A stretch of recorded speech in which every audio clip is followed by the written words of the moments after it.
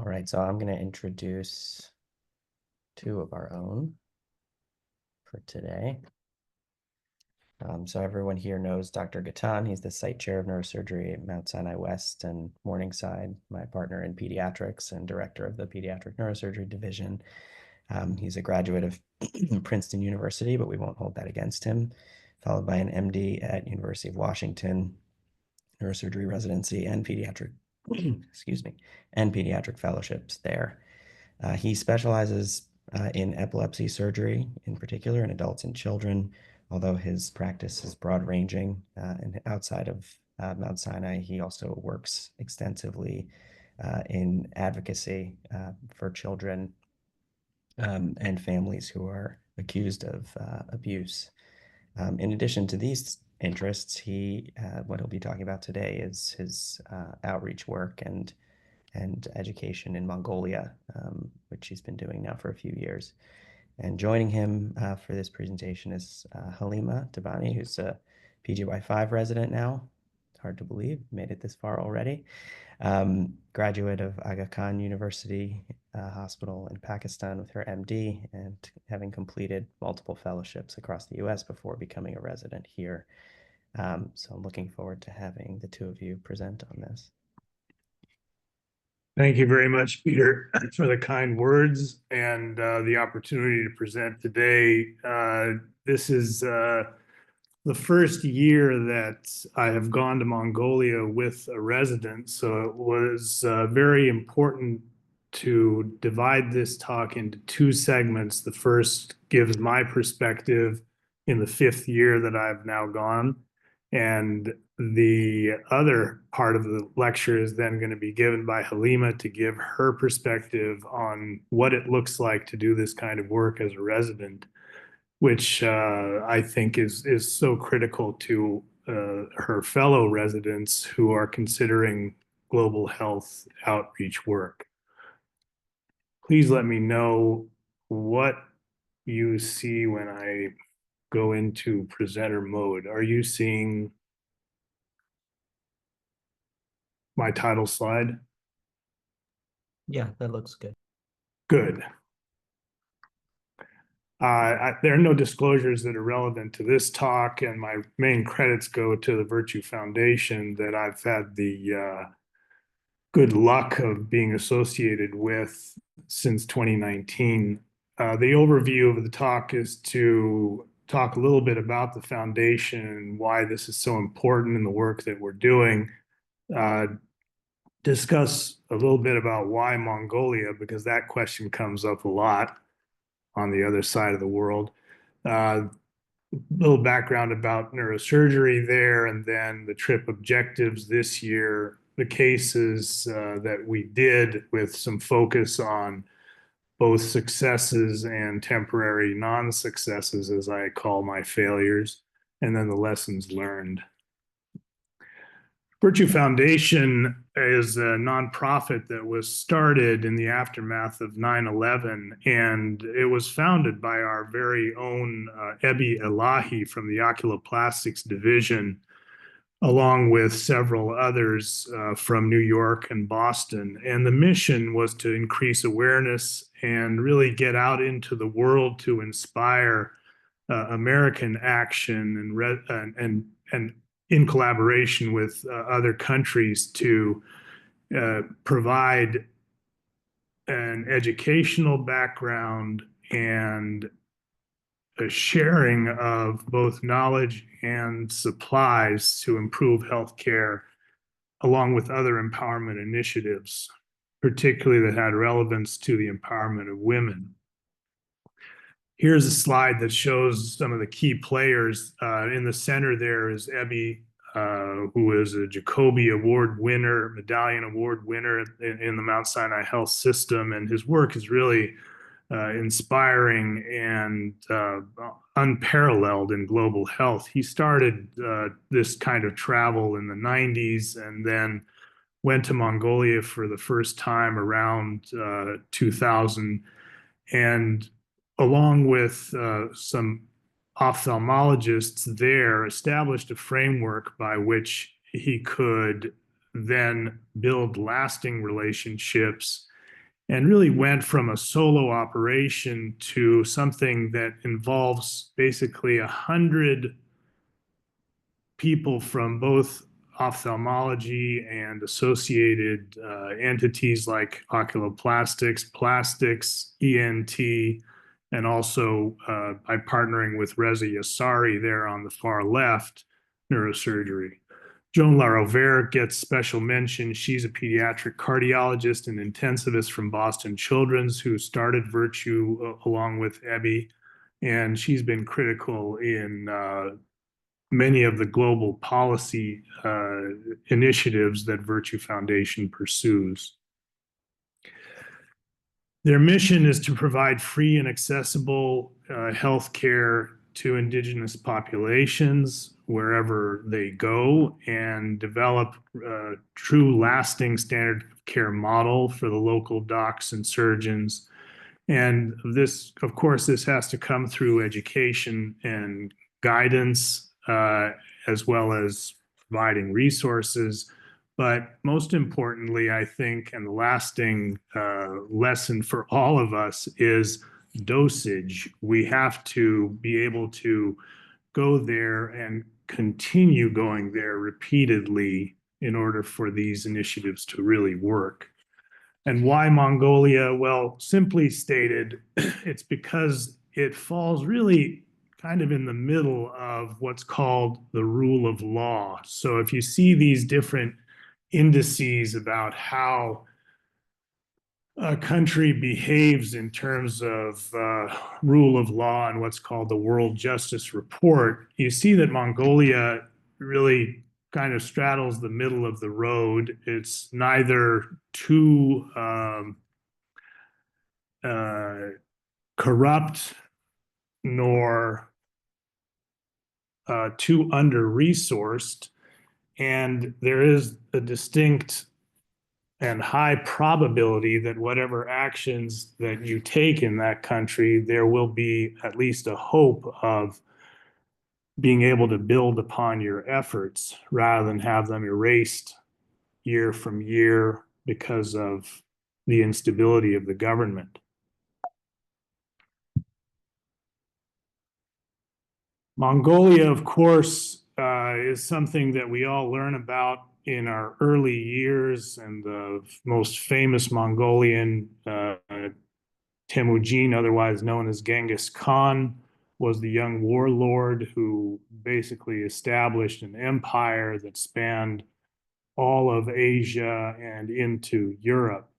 And this was back in the 1200s that this massive land empire was created. And everywhere you go in Mongolia, you're going to see tributes to Genghis Khan, who has a very colored history by himself. Here's what it looked like. And the borders of Mongolia are really where the empire started, with a little bit of spread into Russia and China. And then within a decade, 2 decades, you see this very rapid spread throughout Asia and the influence of Mongolian culture through to Eastern Europe, and then a regression and ultimately a disintegration of the empire over basically 100 years. So there were internal disputes as they happen, and then most importantly, the plague was what disintegrated the empire, and Mongolians retreated back to the steppes and were incorporated into the Chinese dynasty and ultimately received their independence in the 1920s from the USSR. Quick facts: the Mongolian currency ain't worth much. There's a big population that is centered in Ulaanbaatar. About 50% of the population is out in the steppes, where there isn't much in terms of infrastructure, either roads or reliable transportation. There is a strong emphasis on nomadic culture, and they're big on horses, that's for sure. It is the world's most sparsely populated sovereign nation, which creates some challenges in healthcare. So let me just start by saying that one of the first things that I was warned about when I went was the food, what to do about the food. And you can see that every so often, and I've presented this before, there's tremendous generosity that is imparted upon us by the Mongolians themselves, providing food to us on a daily basis. But Matt Clem from Depew, of course, took matters into his own hands, and you see this look of glee on his face with his 3 glasses of milk and his bone broth protein. This had been lost in his luggage, and then when it finally arrived at breakfast, he was now very satisfied. Chris Kellner, fitness buff in his own right, had me send a case of this supplement back to him from Mongolia. But here we are at Hospital 3, the place where we do most of our work. The Soviet Union provided most of the infrastructure behind the construction of the public health network in Mongolia. And then in the fall of the Soviet Republic, there was a real halt to any kind of financial or intellectual guidance on how to continue their healthcare system.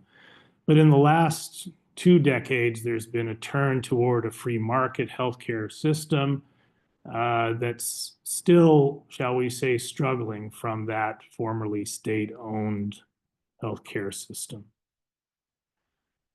Back to why Mongolia and how we got there. This guy on the left, Reza Yassari from Einstein, program director there in the Bronx, started going in 2014 at the request of EBI. These guys had met in Chicago in 2007, and Reza started going to various countries to vet whether or not they would be a good fit for an intervention, an educational development by Virtue Foundation. So Reza would do these trips to go and see what countries had the infrastructure to be able to accommodate it. And ultimately, Mongolia fit the bill. His first experience there was, and what he called phase 1 was chronicled in this paper from World Neurosurgery. And you can see there's just a smattering of cases in the first 3 years that he goes and does. But of course, they not only are involving his area of expertise and his subspecialty in spine, he's going there to do pediatric neurosurgery. And of course, all of our residents know that syncytial encephalocele are much more common in East Asia than they are in the Western Hemisphere. And so there he is taking on these very difficult cases that involve craniofacial reconstruction many times. And this early work really set the foundation for what was to come.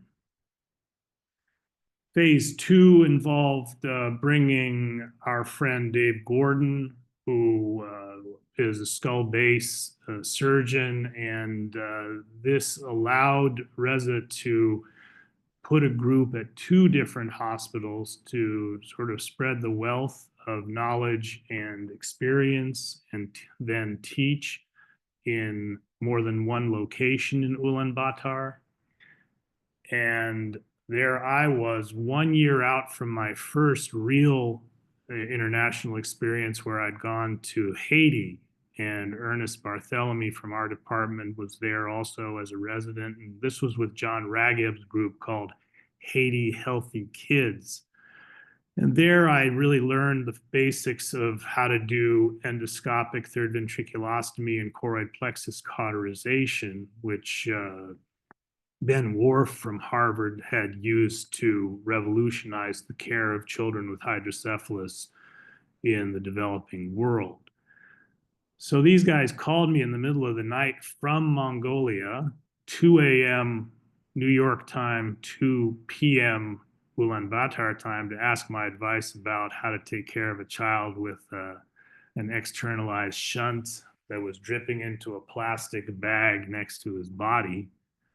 And I said, well, next time, please just invite me to come. So there I was in 2019, my first trip. And this was so-called phase 2. This year, in 2024, we had a 2-year hiatus in the pandemic, 2020 and 2021. I went mostly by myself in 22, 23 with the bigger group, and now the biggest group ever went in 2024. Our trip took place later than it usually does, and this is because the oculoplastics team and the ENT surgeons travel to far western Mongolia, where that red marker is, to a city called Hovd. And even in late May, they are subject to significant variabilities in weather, and therefore they put the trip off for an extra 2 weeks, which then makes me miss the Mount Sinai Neurosurgery graduation, sadly. But this is to accommodate the weather changes and make it more reliable for them to get where they need to be. As you can see from that picture taken from the plane, it is a very sparse landscape, almost lunar in its nature. And there's very little between Hovd and Ulaanbaatar that people have access to in order to get their care. We arrived via Istanbul, and it's a long flight of over 24 hours with a layover, and start our consultations right on the day that we get there. We arrive around 7 a.m. and go pretty much directly to the hospital, where there's a line of patients waiting for us. And these continue then every day until we leave. I averaged about 2 cases a day over 10 operative days that we were there. And we combined our work with the Mongolian Epilepsy Society meeting. The goals were to reinforce the work that I had started in pediatric neurosurgery in 2019, while Reza continued his work in spine surgery. We continued to develop a multidisciplinary epilepsy model between the surgeons and the epileptologists. And of course, Sloan Sheldon, whom you're going to hear about in a little bit from our epilepsy group, started coming with me in 2023 and really has done some extraordinary work there. We also wanted to now focus more on pediatric epilepsy and teach some of the more involved extratemporal epilepsy surgery techniques, since the surgeons there have seemed to have gotten comfortable with the basics of epilepsy surgery. Here's the case list that shows an emphasis on epilepsy with a smattering of other cases thrown in, including a brainstem tumor, a number of spinal cord detethering cases, spinal cord AVM associated with significant lysis of adhesions and detethering, and just some advances that we're able to make with introduction of cortical mapping. Epilepsy management, of course, is complicated by the fact that there are not good medications in Mongolia. There isn't significant access to drugs. Pharma just has not reached this part of the world. There are some pirated medications that come from China and North Korea that are used there that are not terribly effective. Bayer Ma, who is the epileptologist pictured on the right, is quite adamant about the quality of the drugs and their respective efficacies. And there's a real struggle to be able to treat even the most basic epilepsy problems medically. This guy on the left that you see, his name is Abai Saez. He's an outstanding surgeon and human being, and he was the one that really catalyzed this relationship between the Virtue Foundation and Mongolian neurosurgery, and he's the descendant of the father of neurosurgery in Mongolia. He is Kazakh national who lives in Mongolia and really is an exemplar for open-mindedness and the desire to learn and expose himself to as much as he can possibly absorb in order to make the lives of his fellow Mongolians better. And here he is presenting at the Mongolian Epilepsy Society meeting on his experience with epilepsy surgery from 2022 onward. He has this very graphic representation, as you can see on the right, of the perils of suffering from epilepsy, the dependence on medication, the devastating impact that it has on a patient and a person socially. And as he's presenting his work that we started together and some of the solo cases that he's been able to do since 2022, he shows this graph of a patient's seizure diary.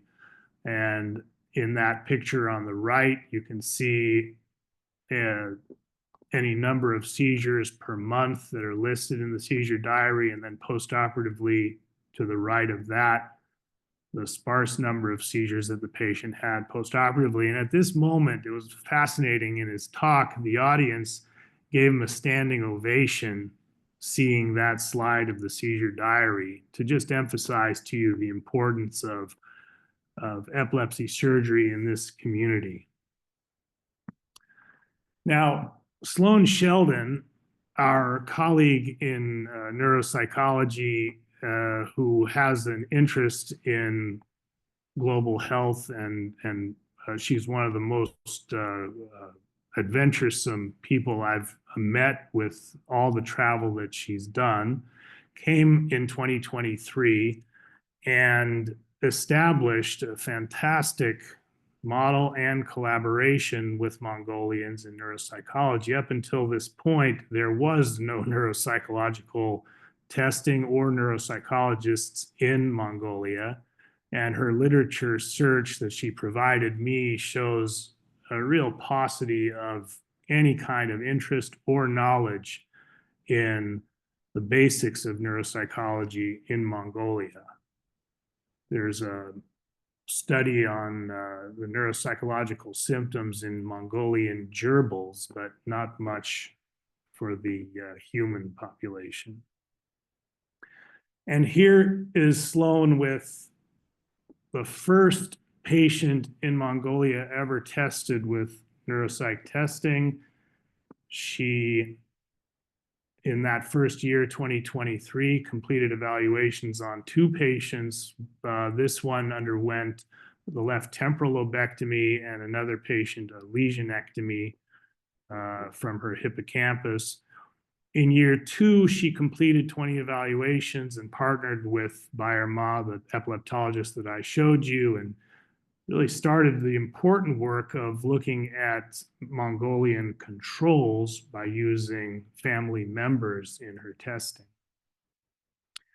She found some fascinating things in dominant versus non-dominant epileptiform discharges, partnering with Maddie Fields, whom you're going to hear about in a second from the epilepsy division.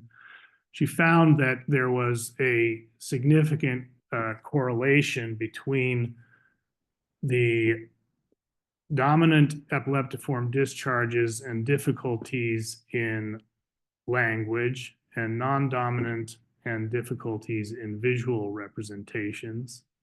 And then correlations also between epileptiform discharges and temporal and extratemporal epilepsies, really providing a model for how important neuropsych testing is in preparing patients for epilepsy surgery, not dissimilar to what Brenda Milner did at the Montreal Neurological Institute in the middle part of the 20th century.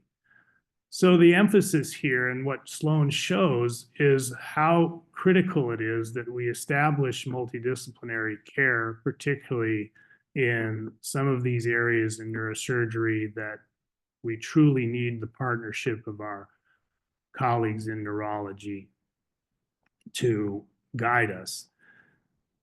She has as future goals to have a larger sample size to better understand the neuropsychological profiles of this unique population. Here she is in an awake craniotomy case helping us with this 16-year-old. She's going to complete a post-surgical evaluation set this year and in the coming years to understand what the cognitive outcomes have been and help to minimize the risk of the post-surgical decline, and then collect better data on controls. And ultimately, her goal is that we are no longer needed there, which is a laudable and critical goal in this kind of global health initiative. As I've presented before, there is a wide range of pathologies that we encounter in Mongolia in epilepsy, and mesial temporal sclerosis is perhaps the best one that we can use to teach about indications and about management from a surgical perspective. It's clear that there's class 1 data that show its efficacy, but this is all the more important in a country like Mongolia that doesn't have access to medication, and patients who must go back to their nomadic lifestyle or to these very under-resourced areas have a lasting and good result from our interventions.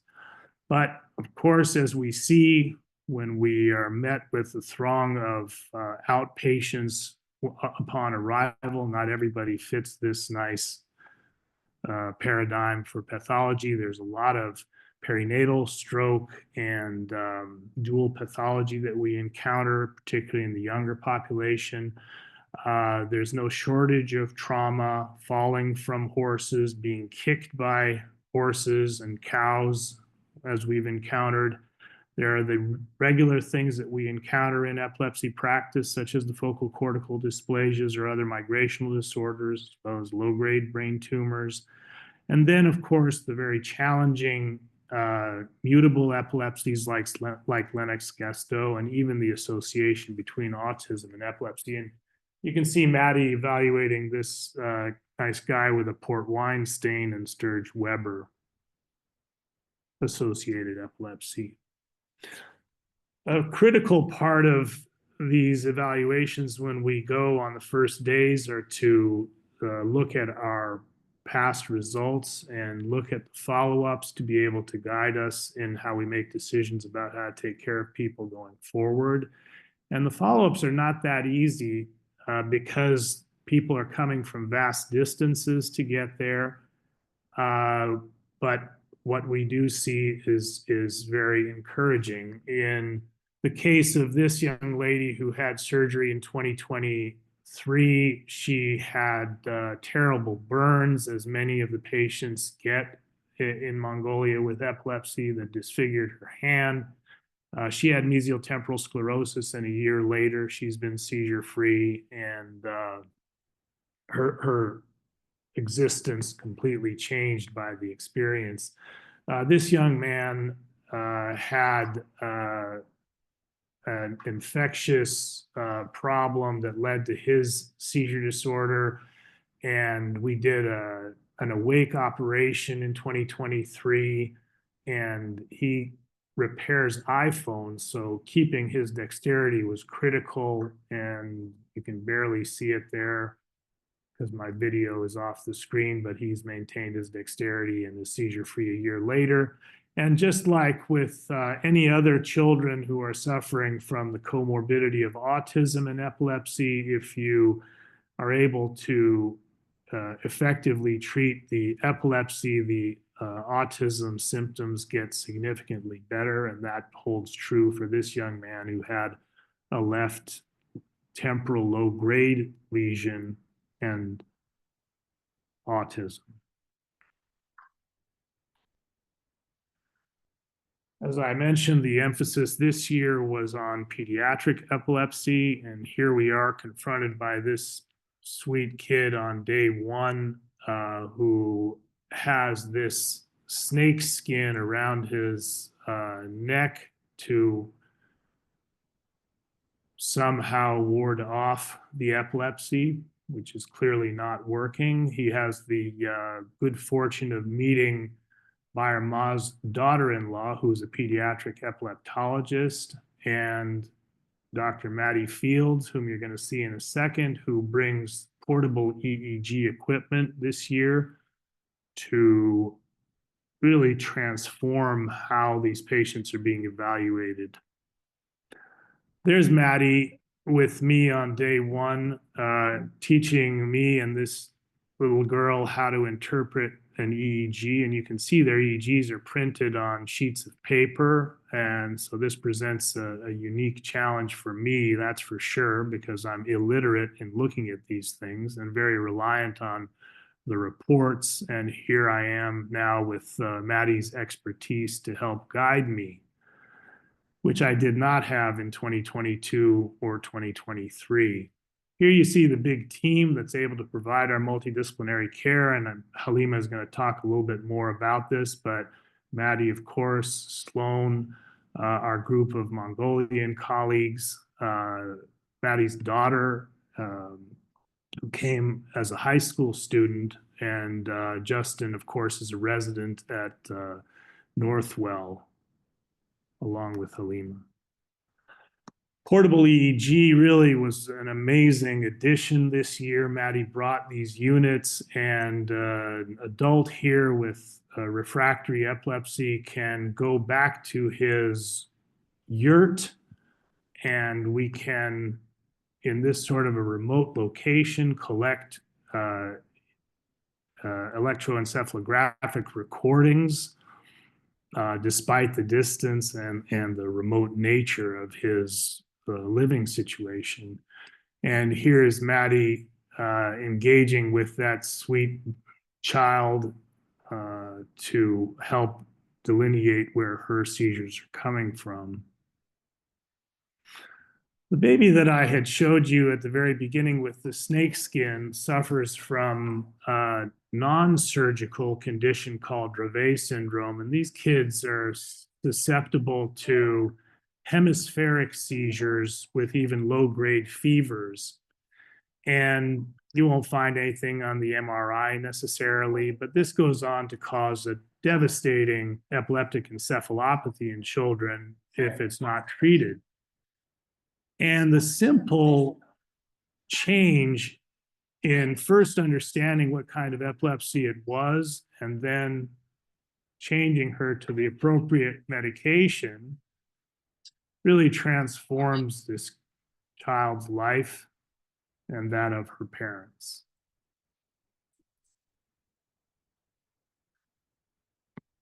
In other cases that are more difficult to treat, like this one, a 5-year-old with Rasmussen encephalitis.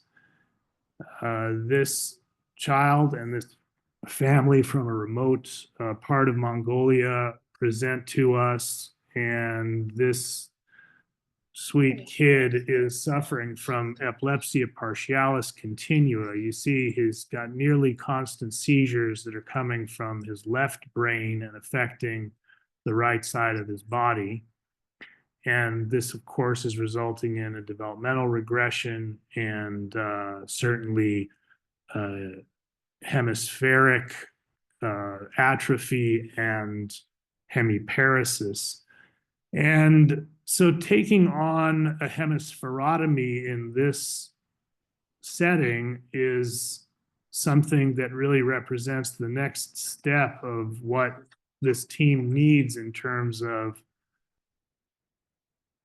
how to help a larger population. This is not just the simple MTS case that we're taught temporal lobectomy over these 3 years, but it's very gratifying to see that within 3 months of his surgery, this child who had a mild hemiparesis preoperatively, true to form after the hemispherotomy, is able to walk and use his right arm and has been seizure-free as well. A slightly less successful case that I performed involved this young lady. She presented with what looked like frontotemporal epilepsy related to hypoxic ischemic injury around the time of birth. And her seizures really were quite refractory when she came to us. She was getting progressively worse in terms of her right upper extremity function, and her ability to walk was deteriorating. And from the EEG, this looked fairly regional, if not even focal. And here's her MRI that demonstrates unilateral hemispheric atrophy that is regionalized to her temporal lobe and also her frontal lobe. So first things first, she was the first patient that we evaluated in this trip in 2024. And I thought I was going to hit a nice home run by doing a temporal lobectomy with an orbitofrontal resection, since these areas are so tightly linked through the uncinate fasciculus. And within a few days of her surgery, she was back to having the same seizures and maybe even worse frequency. So a decision was made during this hospitalization that we would take her back and perform a frontal disconnection, which we did. And within a few weeks of that, and me being back in the United States, she was seizing away again. So the concern is, of course, in this 3-year-old, that if we don't do something to stop her epilepsy that's coming from that hemisphere, that it's going to have a devastating impact on her future. And there was even a consideration to go back in December or January to perform a hemispherotomy, which I think is the next appropriate step. But it goes to show you some of the challenges that we face if we don't get it right the first time. We're also in need of neuromonitoring. This sweet, lanky guy suffers from a brainstem tumor, and the best that I could do in this situation was do a patch duroplasty and Chiari decompression and a biopsy. But in the absence of neuromonitoring, any attempt at resecting this would have been prohibitively dangerous. And then there are these simple problems that you think you got right. Back in 2019, I operated on this sweet guy with dermal sinus tracts and a tethered cord. And here he is looking at me suspiciously in 2022 because he comes back in 2024 with basically the same problem. Even though I detethered his cord and thought I had resected the dermal sinus tracts, he still has evidence of chronic pus leaking from his back. So he was a case that we had to take back, of course, and try to definitively treat it. It goes to show you that even the what you would perceive as the simplest problem can continue to be a problem in your absence. Here was a very gratifying case that Halima and I did at another hospital, child who's suffering from a very difficult fibrous dysplasia that really ostracized her. And this was one of the easier and, of course, more gratifying cases because it was entirely extracranial. As I mentioned, we brought over this Ojamin cortical stimulator that was going to be thrown on the junk heap, and Abai from Korea had managed to acquire this bipolar stimulator, and here he is. And this is on the very day of the neurosurgery resident graduation back in New York. I got a nice text from Dr. Betterson right at the time that we were doing this case, saying what a great graduation ceremony it was. So believe me, I'm thinking about you guys during that graduation ceremony, but here we were with Abai doing the very first brain mapping in Mongolia. In summary, from this trip, we really expanded our breadth and depth of what we did. We had those 2 years that we didn't go because of COVID, and we picked up in 2022 where we'd left off. The massive increase has happened between 23 and 24, and now we're starting this year to expand to 2 other hospitals and bring neuromonitoring with us in the form of Paulo Rodriguez from Sadat's group to take our work to a different level. Here's the big group that involves all of our Mongolian colleagues and our fellow Americans. There's Irene Osborne, whom you may recognize from her work at Mount Sinai, getting together on our last night in Ulaanbaatar, and here I am at the Parapalace Hotel in Istanbul taking a break on the way back home.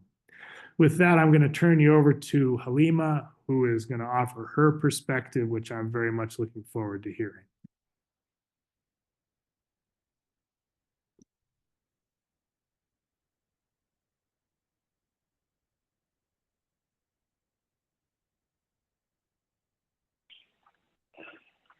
Can you see my screen?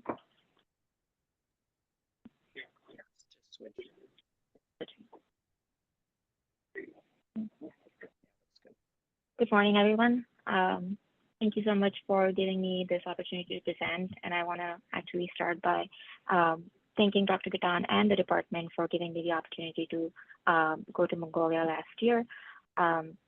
Having, growing up in a low resource and third world country and going to med school there, I'm no stranger to limited resource neurosurgery. And so it's one of my interests and passions to be involved in global outreach and be able to eventually, in the future, be able to give back to where I came from. So this was a really learning and gratifying experience for me. I know Dr. Ghatan already went over the Mongolian Empire. Fun fact that I didn't know until I, went to Mongolia and started reading up about it was that at one point in time, at the height of the Mongol Empire, Pakistan actually used to be a part of the Mongolian Empire as well. So that was interesting for me. Dr. Ghatan already, I think, introduced a few of the members of the Mongolian neurosurgery team, and including Dr. Alai, who we see here in the first row. But from a resident perspective, I was very interested in, learning from not only the senior neurosurgeons there, but also the more junior neurosurgeons who were like newer attendings. And the neurosurgical training in Mongolia is very different from here in terms of its length. So essentially after med school, people who are interested in neurosurgery, they do 3 years of gen surg training and then 1 year of neurosurgery, and then they can be neurosurgeons.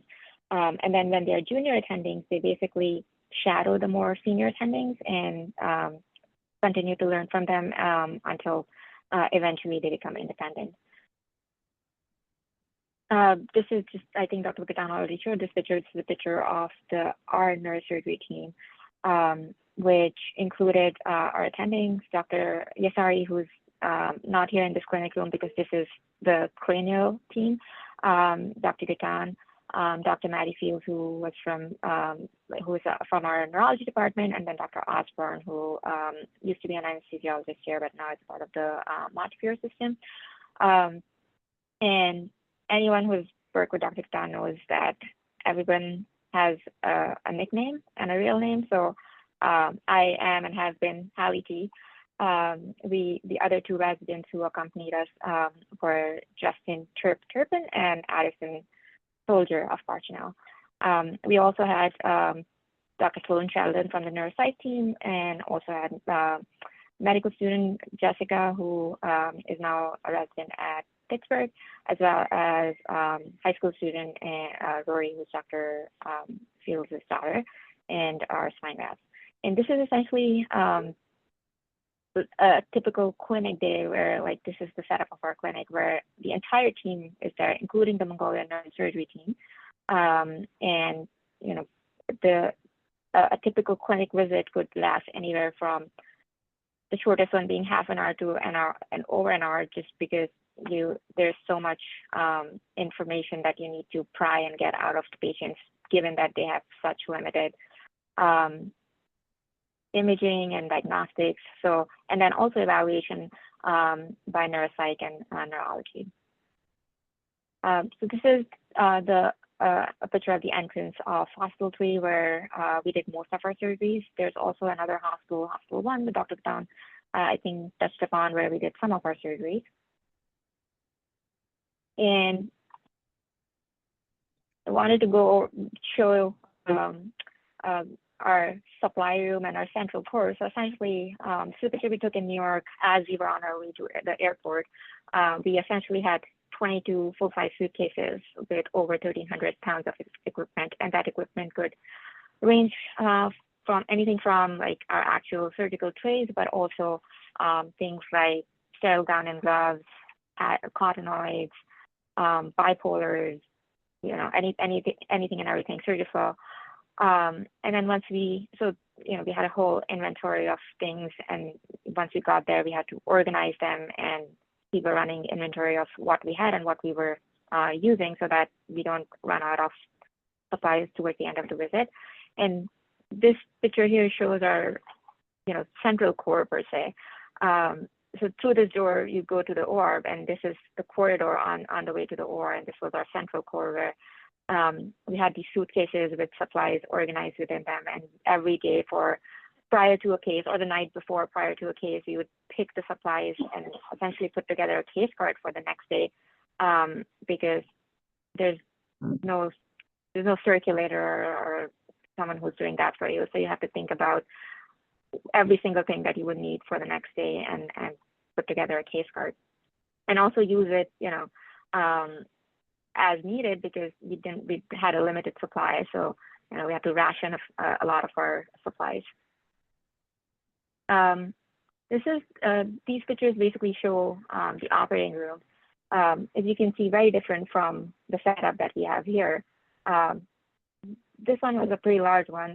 The other ORs that we had were smaller, but essentially there's windows, and you can see that through this door, that's where the central core and the scrubbing desk was, but this door is not closed during the surgery. So, a lot of traffic through these doors, and a lot of different differences in the sterile practices that happened there as compared to here, including the fact that every morning when they would open a tray, there would be a back table whereby they would pick up instruments that we would potentially need during the case from that tray, but then the rest of the tray remained on the back table and could potentially be used for the cases that were following.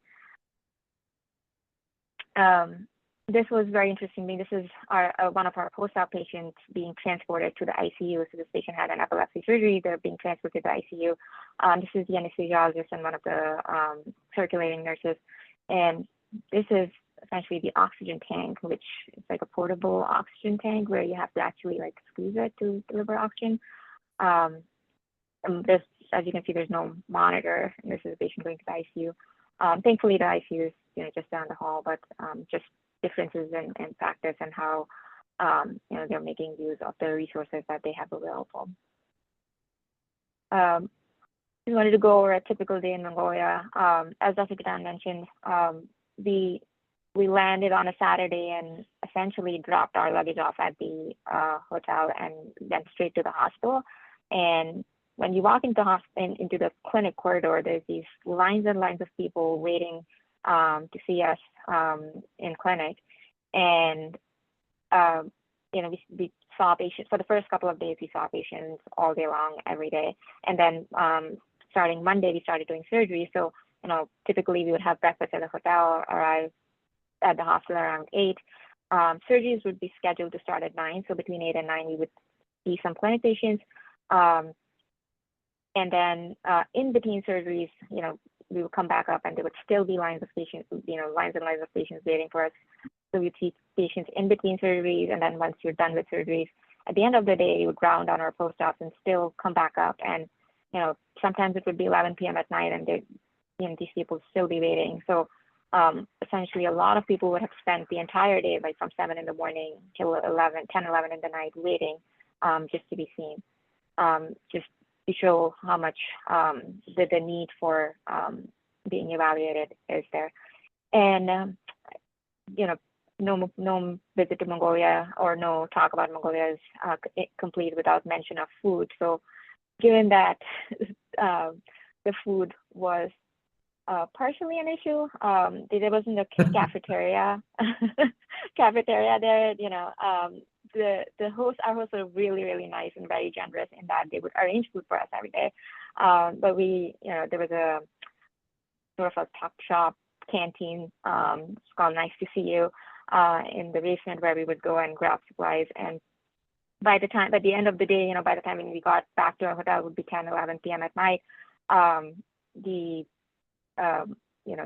room service would be done and the restaurants within the hotel would be closed for the day. So a lot of the nights, this is, I think, one of our nights during our first week where it's around midnight and we just all walked to another Nice to See You just right around the corner from from where we were staying, and it's like this is our dinner essentially.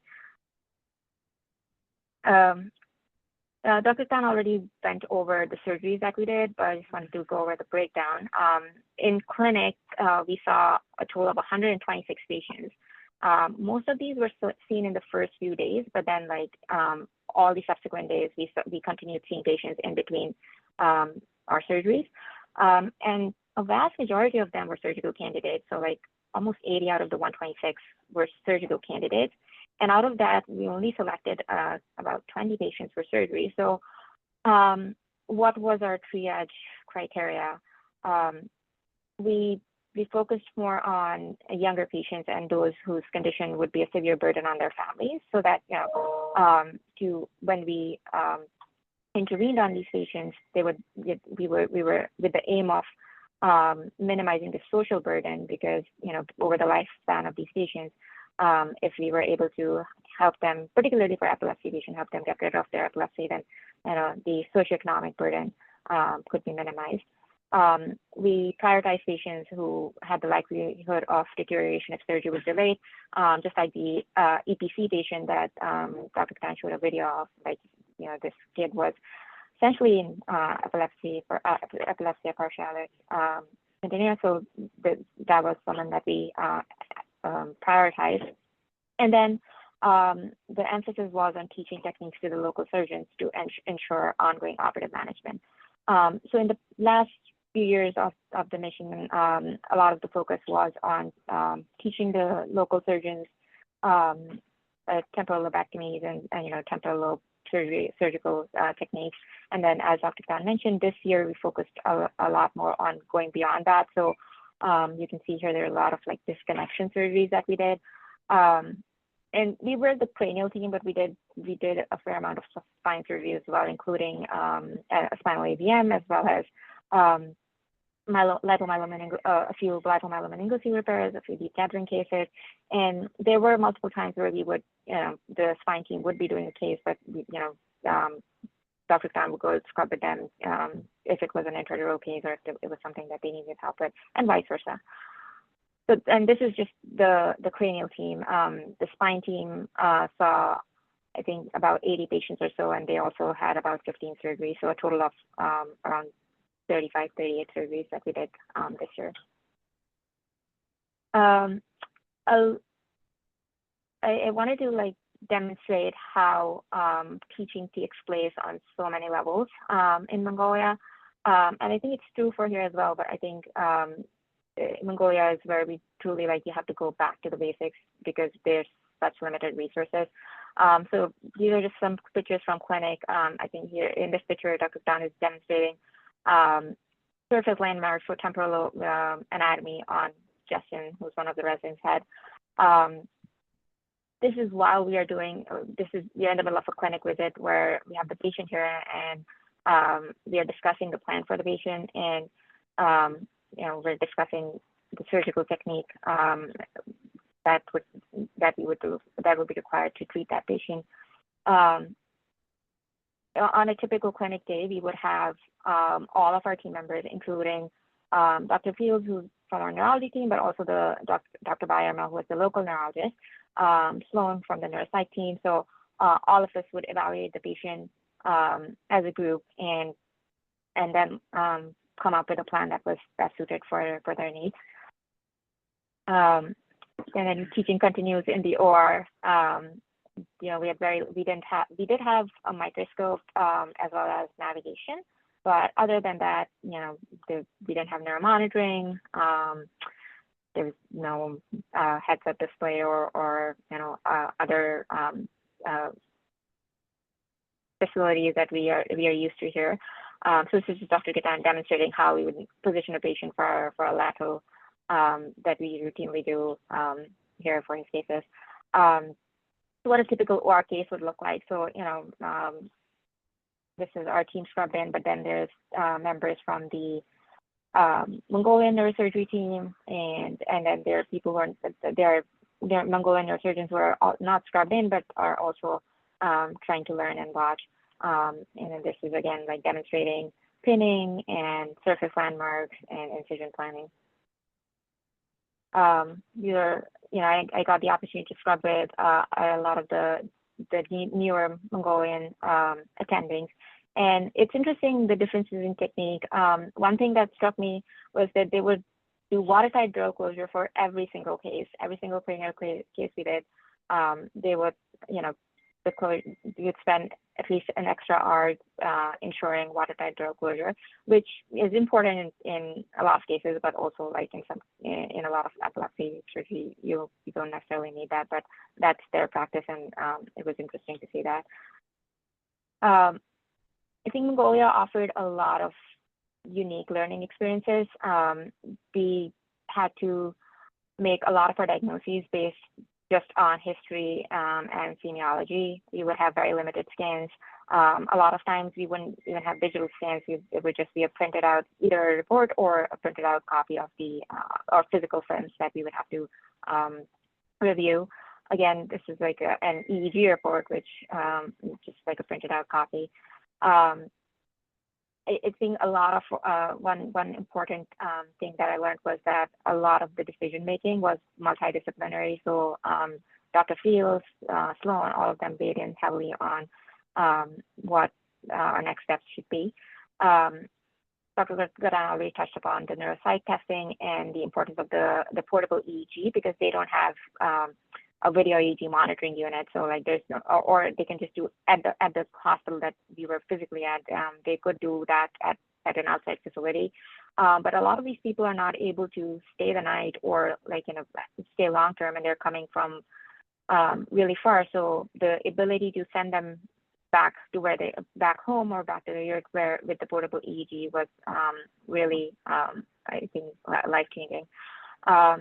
We did not have neuromonitoring, so we did a brainstem tumor case without neuromonitoring, so that was something that was unique.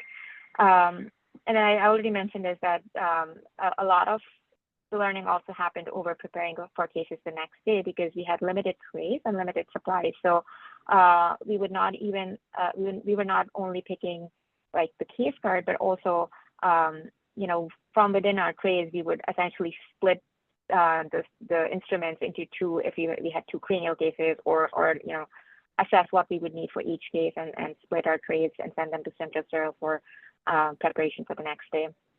Again, rationing the supplies. The language barrier, obviously, despite there being people who could interpret for us, particularly in the OR if the scrub tech or the nurses did not speak English. So that was unique. And then just the differences in techniques and equipment and resources. The Mongolian neurosurgery team was kind enough to take us out for, they actually like forced us to take a day off because our plan was to just continue working through the 2 weeks that we were there because there was so much that needed to be done. But they took us on one Sunday to this statue of Genghis Khan, so like a 40-foot statue of him on a horse, and through the desert. So that was a really nice experience. And then we got to experience unique things like a camel ride and archery. We went inside at what a typical yurt would look like. And this is a picture of us, this is Justin, Addison, Jessica, and myself. So this gave me the opportunity to form, meet new people, form new connections with residents, not only from New York, but also the Mongolian neurosurgeons that we still keep in touch with. And I think most of all, the patients, I think that was the most gratifying and most important part of our trip. I think every single patient that we met is so humble and so thankful for what we do. They would bring us gifts. There was one patient, they have very limited resources. They don't really, they've traveled miles and they don't have much. I remember one patient offered to the only thing that they had were sheep, and they were like, they told Dr. Abai that they wanted to offer us their sheep, which was, it's a very humbling experience when people are so honest and so grateful.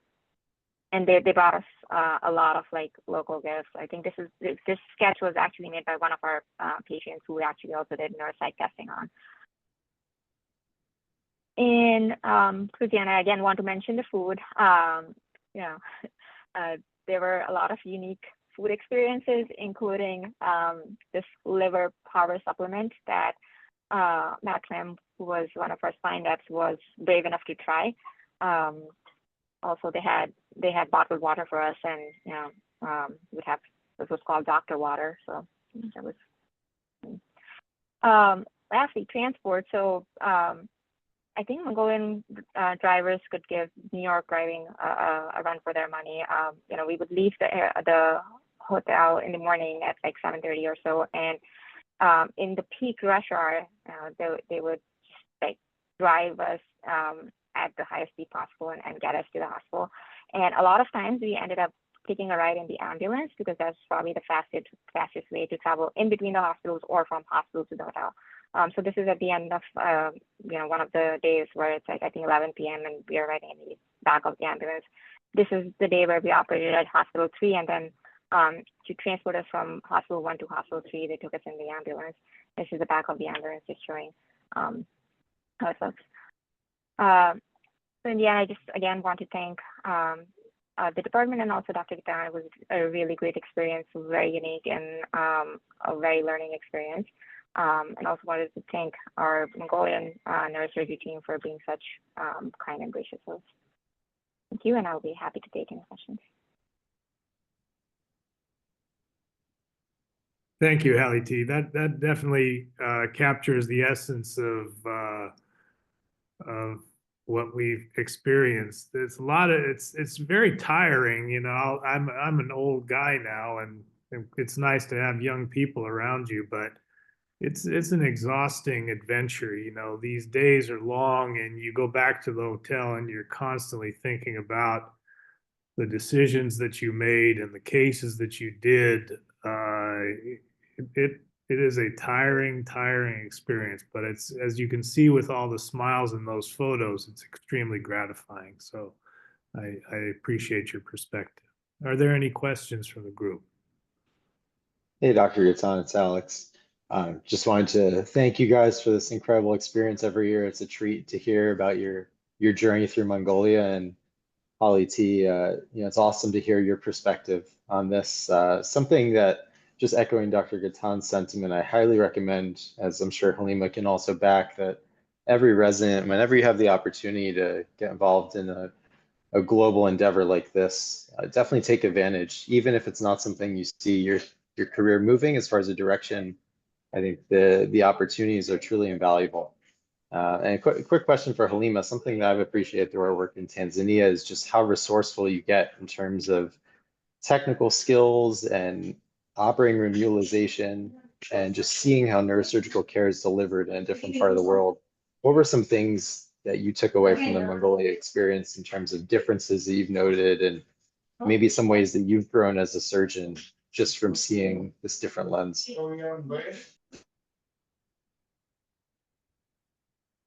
Thanks, Alex. I do actually want to echo what Alex said, that I again have the opportunity to go to Mongolia this year again, and it is every resident, whether you're interested in global outreach or not, like it is a great experience to see how neurosurgery works outside of the U.S. And again, just working with limited resources, it's such a different experience. And going on that, like to answer your question, I think there are multiple facets to what you learn, with limited resources. It's not just, so, you're relying a lot on your anatomic knowledge. For most of our cases, we didn't have like stereo EEG, or we didn't have neuronavigation, right? So we're doing things like frontal disconnections or hemispherectomy or hemisterotomies, where you just have to rely on your knowledge of anatomy. We didn't have intraoperative monitoring for a brainstem tumor case. Again, just have to go back to the basics, what are safe approaches, safe corridors, knowing your anatomy. And then again, with limited instruments as well, right? Like we don't have a lot of the technology that we have there. So we're just bare minimum basic instruments that we have. So making use of what you have available, I think, I think operating with Dr. Ghatan, a lot of us can say like Penfield 1 is the most, I guess, often used and most useful instrument that you can use it for every single surgery, right? Like whether it be epilepsy surgery or lipomyelomeningocele or a spine tumor case, spine AVM. It's just the small things that you pick up, and then just the multidisciplinary approach to making diagnoses and decisions based off of history, semiology, and whatever limited imaging that you have. Thanks. Great presentation. Saadi, that was amazing as always. And I was thinking a little bit about how to help some of the residents put this in perspective. And I wanted to ask you, the residents, what are the different ways you think an academic neurosurgeon can contribute to neurosurgery? During the interviews, we talk about all kinds of things, and every resident who applies has as a dream to become an academic neurosurgeon. So let's just go through what are some of the ways. Abi, just one way, and then we'll go through a bunch of different ones. One way that an academic neurosurgeon. I think one of the most common ways is mentorship, and mentorship for not only the residents and the upcoming neurosurgeons, but in this case with Dr. Ghatan and Halima, mentorship to an entire region, of doctors and other physicians that are working towards establishing a neurosurgical environment and practice in an underdeveloped region. So I think you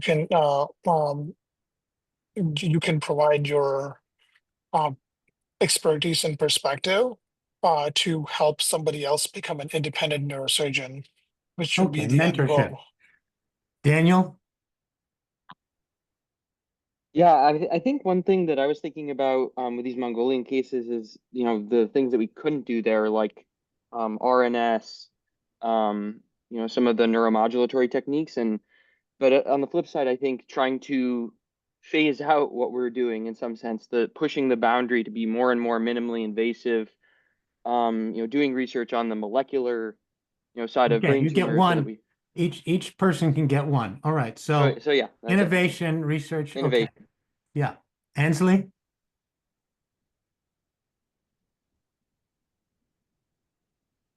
I guess it goes along with innovation, but I would just say streamlining, Mm, the refinement of techniques and passing that on. yes, I love that one. Emily? I would say integration of multiple perspectives and evolving data. Uh-huh. Mhm. Awesome. Trevor? How can an academic neurosurgeon contribute?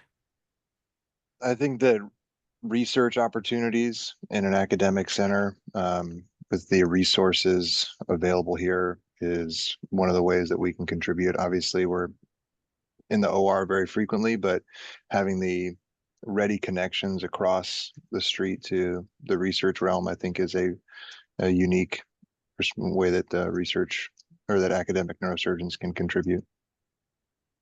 Alex? Teaching, conferences, education generally.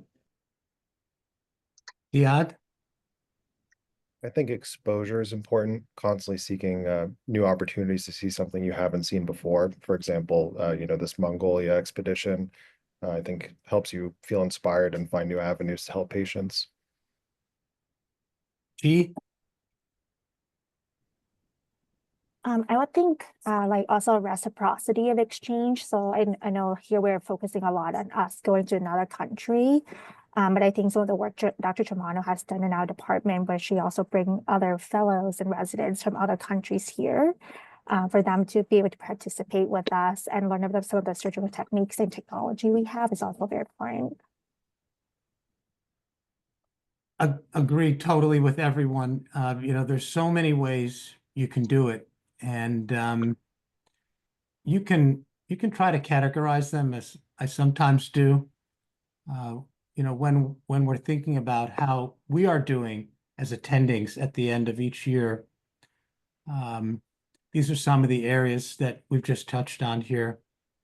And what Saadi has done is, I think it's really, really remarkable, because although he does a lot of things in this presentation, he emphasized his mentorship, advocacy, and volunteerism, as well as what he's doing to strengthen the educational milieu. And if you just look at these categories, as I've looked at with Saadi, and I think that Peter touched on this in his introduction. I'm not sure how many of you realize what Saadi does on the outside, on his own time, volunteering. He goes out and he helps parents who are in awful situations based on being accused of mistreating their kids. And there are just dozens and dozens that he has participated in. Although he doesn't ask for it, he's recognized and honored for these activities. He has a penchant for mentoring young people, high school students. My daughter's one of them. She says the reason she went into neurosurgery is Dr. Ghatan. And at the very end, here's the way that this entire trip that you just heard and the whole history of this experience is listed on Saadi's evaluation. That's just this one line. Oh yeah, and I also went to Mongolia. So, there are a lot of ways that you can contribute as an academic neurosurgeon, and not all of them involve the sort of research that requires, a big lab, the grants that you write, the national presentations. So as you can see, I'm very, very happy to have this type of contribution at Mount Sinai, and one of the reasons why I support you, Saadi, so strongly. So thank you. Thank you, JB. That very kind, and thank you for that recognition of the advocacy work. I got to tell you that I so appreciate the freedom that you have given me to be able to do this, and that is a critical part of this. Having a leader who recognizes its importance and gives his team the ability to do it. So I thank you